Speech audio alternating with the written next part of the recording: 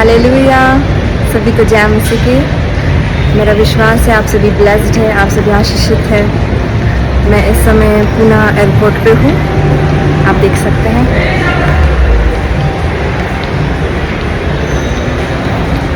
और रात में हमारी फ़्लाइट है, हम जा रहे हैं पंजाब खामरा चर्च। आप सभी जानते हैं कि अपोस्टल अंकल यूसुफ नरूला जी, हमारे आत्मिक पिता ने जो पास्टर सनेर रखा है हर एक पास्टर्स के लिए 14 और 15 को।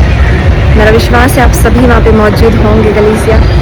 मेरा विश्वास है कि वहाँ पर जब पास्टर्स इकट्ठा होंगे, परमेश्वर का छुटकारा, परमेश्वर की कंप्लीट सैल्वेशन, डिलीवरेंस, वो अनॉइंटिंग एक एक पास्टर के ऊपर रिलीज़ किया जाएगा। क्योंकि जब हम जीवित हजूरी से जुड़ते हैं, आप सभी जानते हैं, जब हम एक जीवित हजूरी से जुड़ते हैं तो वो ग्रेस हमारे ऊपर आ जाती है। हालेलुया। तो वी आर वेरी एक्साइटेड। मैं और मेरे हस्बैंड बहुत एक्साइटेड है, बहुत खुश है, बहुत हैप्पी है कि हम जा रहे हैं और हमारी फ़्लाइट है, हम जा रहे हैं अमृतसर। और कल से फिर मीटिंग्स होंगी।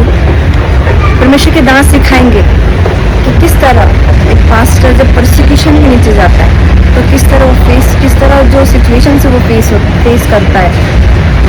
परमेश्वर के दास सिखाएंगे कि जो पास्टर परसिक्यूशन के नीचे है, जब वो उस टफ सिचुएशन को फेस करता है, तो परमेश्वर के दास वचनों को, गहरे भेदों को देकर बताएंगे कि किस तरह तुम्हें प्रे लाइफ को स्ट्रॉन्ग करनी है, किस तरह तुम्हें वचनों को मानना है, किस तरह तुम्हें वर्ड ऑफ गॉड को फॉलो करना है, ताकि वो आशीषें, वो बरकतें तुम्हारी लाइफ में एंटर करेंगी।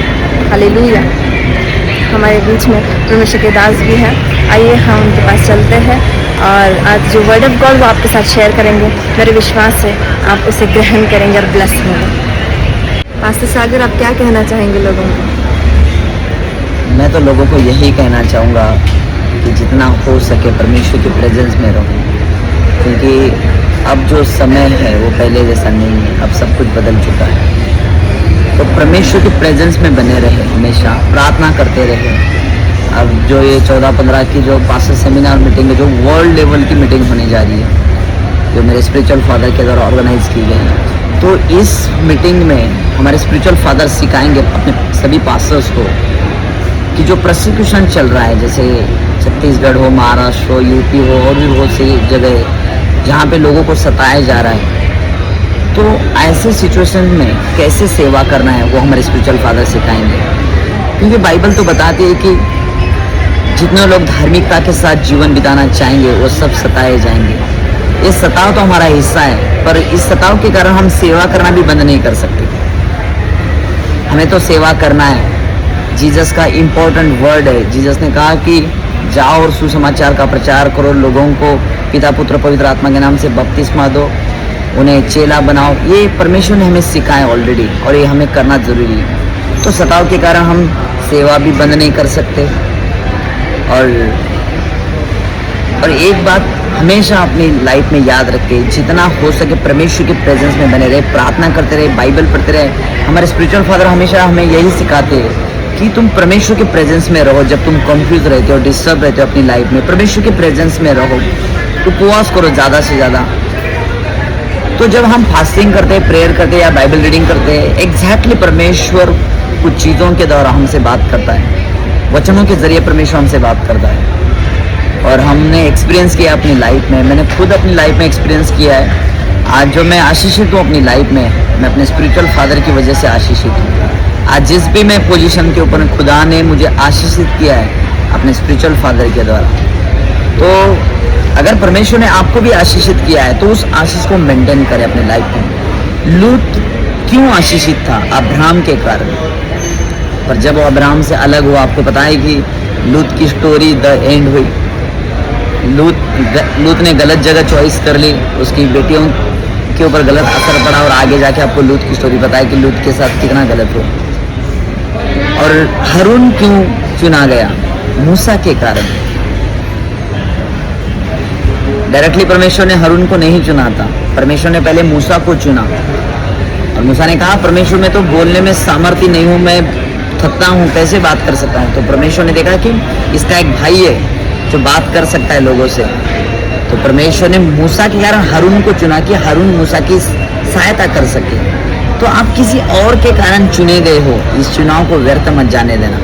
परमेश्वर ने आपको चुना है। बहुत से लोग गलतियां करते हैं, सेवकाइयों को छोड़ देते। आज आपको आसान लग रहा है कि मैं सेवा नहीं करूंगा तो क्या फ़र्क पड़ेगा, कौन सी बड़ी पेमेंट मुझे मिल रही है सेवकाई करने से।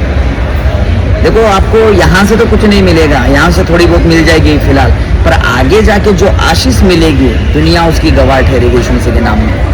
इसलिए हमेशा सेवा करते रहे। आप चाहे वॉलंटियर हो, कोई भी किसी भी पदवी के ऊपर हो, या आप चर्च में झाड़ू लगाने के लिए आते हो, याद रखना उसे मेंटेन करो, क्योंकि पास्टर का काम है प्रचार करना। आपको जो सेवा मिली उस सेवा में वफादार रहे परमेश्वर के साथ, और खुदा सच में आपको आशीषित करेगा। जिस भी जगह पे हो आप, वहाँ पे परमेश्वर के साथ वफादार रहे और परमेश्वर के प्रेजेंस में बने रहे लगातार। आप अगर पास्टर नहीं हैं, आप बिजनेसमैन हो, आप अपने ऑफिस में प्रचार कर सकते हो, जाके अपने बिजनेस वाली जगह के ऊपर प्रचार कर सकते हो। आप जॉब करते हो, आप अपने ऑफिस में जाके प्रचार कर सकते हो। हम हर एक जन प्रचारक के रूप में बुलाए गए, क्योंकि परमेश्वर ने क्या कहा प्रकाशित वाक्य में, मैंने तुम्हें राजा और याजक होने के लिए चुना है। तो आप एक राजा हो, आप एक याजक हो परमेश्वर की दृष्टि में। तो ये बड़ा इंटरेस्टिंग होगा पास्टर सेमिनार, तो तैयार रहे इस पास्टर सेमिनार के लिए। पर इस चुनाव को व्यर्थ मत जाने देना। अपनी नम्रता को मेंटेन करना। बहुत से लोग गिर जाते हैं अपने अंदर बहुत सी कमियों के रखने के कारण। बहुत से लोग गिर जाते हैं, उनको लगता है कि परमेश्वर उनके साथ है, पर परमेश्वर साथ नहीं है। बहुत से लोग अभी भी अपने आप को धर्मी कहते हैं, अभी भी व्यभिचार में पड़े, घमंड है उनके अंदर, प्राइड है, दूसरों के लिए जेलसी है, या वो अपनी कुछ आशीष से दूसरों को शर्मिंदा करना चाहते हैं। परमेश्वर कहता है मुझे ऐसे लोग पसंद नहीं है। फिर परमेश्वर भी आपको आशीषित करना बंद कर देता है। अब अगर परमेश्वर को ये कहेंगे कि परमेश्वर आज से मैं अपनी आशीषों से किसी को शर्मिंदा नहीं करूँगा। आज आपके पास कार है, BMW है, आज आपके पास वरदान है, अब इन चीज़ों से तुम दूसरों को शर्मिंदा करोगे तो किसी फायदे के नहीं। आप उनके लिए प्रार्थना करें, किसी को तुच्छ ना समझे, क्योंकि परमेश्वर किसी को तुच्छ नहीं समझता। वो धर्मी और अधर्मी दोनों के ऊपर मेह को बरसाता है, वचन कहता है। परमेश्वर की दृष्टि में वफादार बने रहे, क्योंकि मैंने तो अपनी लाइफ में एक्सपीरियंस किया है। बहुत से लोगों को मैंने देखा है कि जो अपने आप को धर्मी कहते हैं, और उनकी लाइफ जाके चेक करो, वो दूसरों के गिरने का इंतजार कर रहे हैं कि कब गिर जाए ये व्यक्ति। मुंह से तो मीठी बातें करते हैं, पर पीछे से चप्पू पकड़ कर रखा है कि ये व्यक्ति कब गिर जाए। ऐसी लाइफ खतरनाक है, डेंजरस है। एक व्यक्ति जो शरीर में मर्डर करता है, और वो व्यक्ति जो आत्मिक होके आत्मा में कपटी है या दूसरों से जलसी करता है, दोनों में कुछ फर्क नहीं है। और ये जो शारीरिक जलसी है, ये जो आत्मिक जलसी और शारीरिक जलसी से कहीं जाना खतरनाक है, डेंजरस है।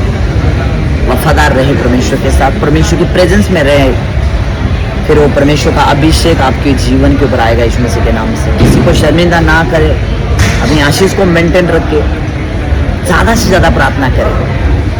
आपको क्या करना है, दूसरे की थाली में क्या रखा है, आपको जो थाली दी गई है, आपके लिए जो खाना रखा है वही खाना है। आपको क्या करना है दूसरों के विषय में लेके। जब देखो आप दूसरों की निंदा करते हो, उसकी लाइफ में क्या हो रहा है, उस पास्टर के जीवन में क्या हो रहा है, उस व्यक्ति के जीवन में क्या हो रहा है, आपको क्या करना है लेना देना।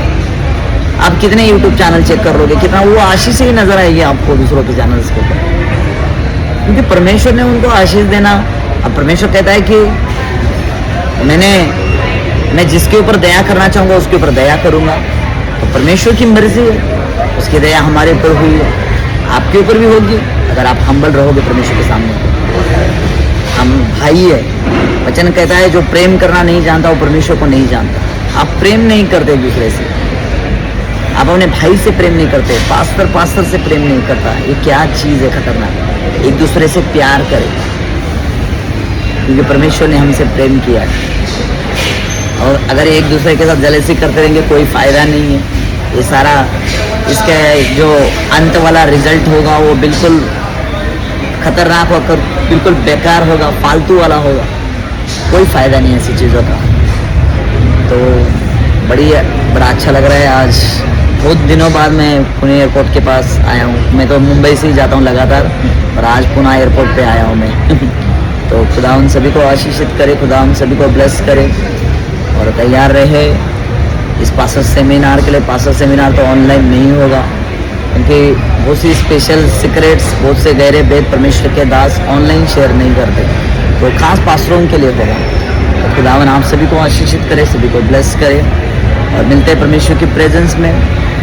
और जब कोई व्यक्ति आशीषित हो, कृपया आप ना कुड़कुड़ाए, उस व्यक्ति के बारे में और प्रार्थना करें कि वो व्यक्ति और आशीषित हो। कोई आगे बढ़ रहा है उसको बढ़ने दे, उसकी टांग ना खींचे।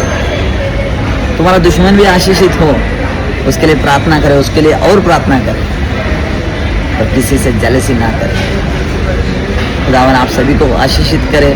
मिलते हैं ये संडे और खुदावन आप सभी को ब्लेस करेगा। सभी को गॉड ब्लेस यू।